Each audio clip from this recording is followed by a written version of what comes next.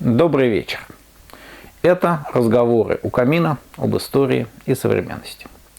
Сегодня я и мой помощник Панда Жуй-Жуй хотим поговорить о том, как читать исторические книжки, какими они бывают и какие ловушки нас здесь подстерегают. Первую историческую информацию мы, как правило, получаем из произведений художественной литературы, художественных кинофильмов, сериалов, компьютерных игр, книг. И здесь история не более чем фон, на котором писатель размещает свой творческий проект. Хороший писатель, конечно, может внести в повествование большую часть истории, хороший режиссер может показать подробные исторические факты, но все-таки это художественное произведение, порожденное человеческим разумом. И история здесь лишь бледное отражение реальных исторических событий в этом разуме. Для того, чтобы постигнуть историю, нам требуется обратиться к более серьезным источникам, книгам людей, называющих себя историками. Слово это весьма многозначно, и можно выделить несколько типов людей, которые пишут такие книги. Первый тип – это идеологи. Идеологи посвящают свои книги изложению собственных взглядов и идей, подкрепляя их историческими примерами. Взгляды и идеи здесь главное, примеры глубоко вторичны. Если какой-то исторический факт подходит для украшения этой идеи, он используется. Если этот факт не подходит, про него не вспоминают. А если этот факт хороший, хорошо бы подошел, но немножко не такой, а мы его подправим. Идеологи часто искажают историческую информацию в целях продвижения своей идеи. Факты, исторические события у них служат лишь иллюстрацией к собственным замечательным идеям. Читать такие книги возможно и можно для, так сказать, общего развития, для ознакомления с этими идеями, с этими взглядами. Но надо понимать, что историю из них учить нельзя. Такие книги не могут быть источниками исторической информации. Второй тип книг людей, называющих себя историками, это книги, написанные дилетантами. Дилетант ищет ответ на вопрос, почему это произошло в прошлом. Если обычный историк описывает, как это произошло, что произошло и как это произошло, то дилетанту важнее дать ответ на вопрос «почему?». Почему одна армия победила, а другая проиграла? Почему одна армия, одно государство развивалось бурно, а другое приходило в упадок? Почему это было так или иначе? Получив первичную историческую информацию, дилетант начинает над ней думать и строить гипотезы. Как ему кажется, он находит гипотезу, которая объясняет все, и он начинает подбирать подходящие под нее исторические факты. Дилетант может привлечь для своего исследования большое количество исторических фактов. Этот человек может работать в архивах, использовать данные археологических раскопок, другие исторические источники, но у него есть одна специфическая особенность. Он подбирает и учитывает только те факты, которые подкрепляют и подтверждают его теорию. Если какие-то факты ей противоречат, тем хуже для них. Их в книге дилетанта мы не поймем, мы не найдем. Что важно в книге дилетанта, это когда мы читаем такую книгу, мы видим стройную, логичную концепцию. Очень красиво. Жаль, что встречаются неприятные исторические факты, которые ее могут полностью разрушить. Реальная история гораздо сложнее и многообразнее того, что может прийти в голову человека. И объяснить исторические процессы, порожденные действием разумов многих людей, на основании какой-то исторической закономерности еще ни у кого не получалось. Не значит, что такие попытки не будут делаться. Будут, конечно, человеку хочется найти законы истории, но или причины каких-то конкретных событий. Но надо понимать, что это всегда игра ума. И именно так к этому надо относиться. Наконец, возьмем книги профессионального стоика. Главная задача профессионального стоика – это изложение исторических фактов, то есть реальных событий, имевших место в прошлом. Уточнение этих фактов, проверка их по многим источникам, подбор их, выстраивание из них полнокровной картины исторических событий. Казалось бы, эти книги дают нам полное представление об историческом процессе. Но надо учитывать важную особенность аберрации человеческого восприятия. История – наука точная. Исторический факт столь же неотъемлем, столь же неразделим, как факт, добытый естественными науками – физикой, химией, биологией и другими.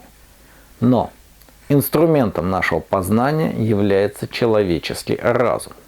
А человек устроен так, что когда он изучает себе подобных, когда он видит деяния себе подобных, он редко может оставаться к ним равнодушным.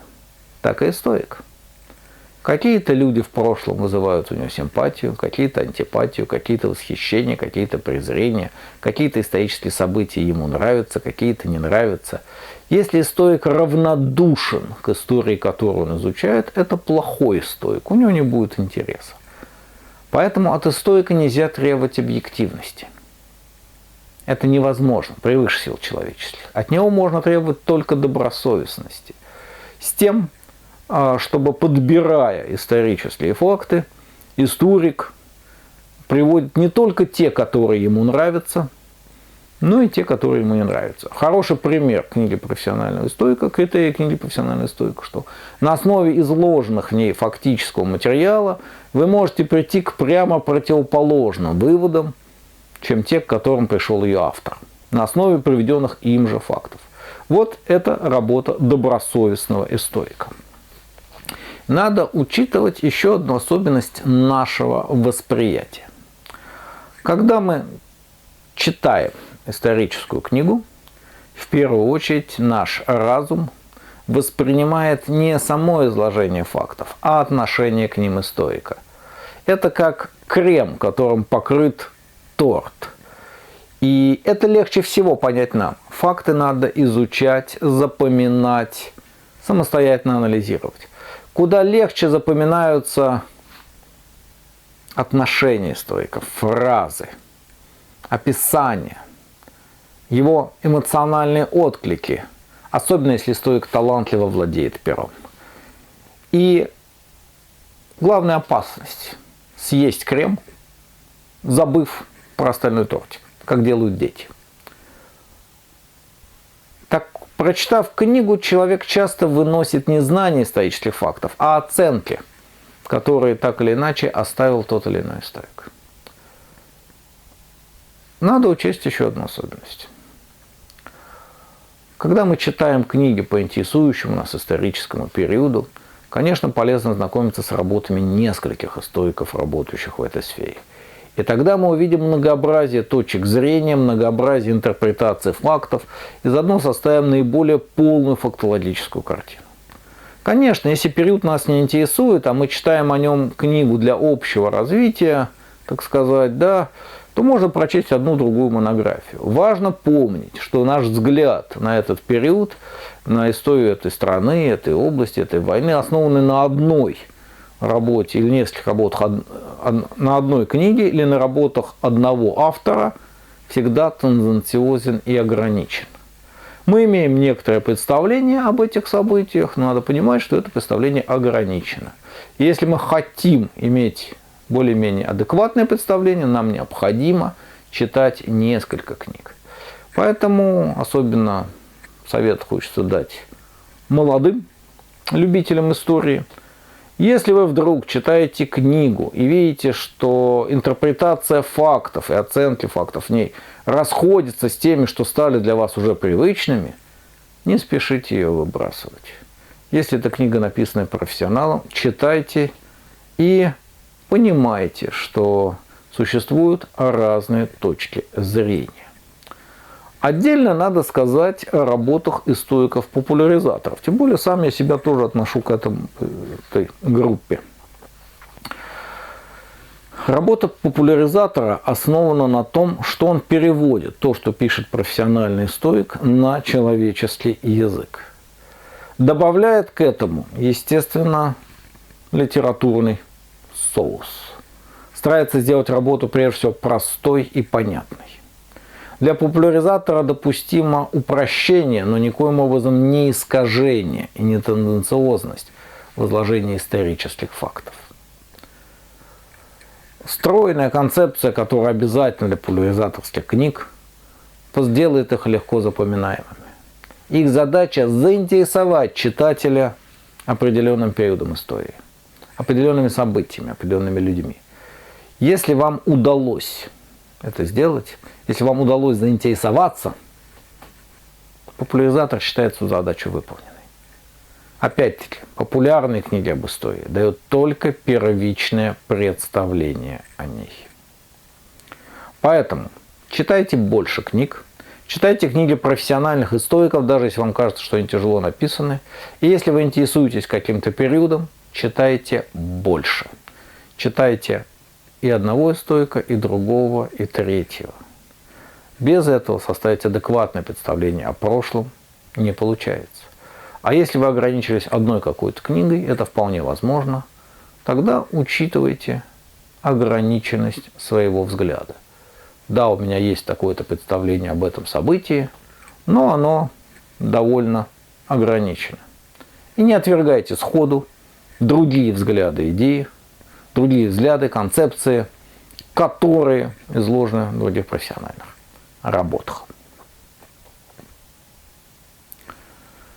2020 год подходит к концу. Видите, жуй-жуй даже надел рождественский колпачок. На самом деле этот год был очень тяжелым и очень скорбным. Умерло много хороших людей. Обычно в конце года подводят такие списки, нас в этом году покинули. Но, увы, глобальная пандемия, избыточная смертность привела к тому, что в этом году нас покинуло слишком много хороших людей. И никогда часто, я в сети уже больше 20 лет, никогда столь часто в моей френд-ленте, в моих лентах на социальных сетях не появлялось столько сообщений о смертях.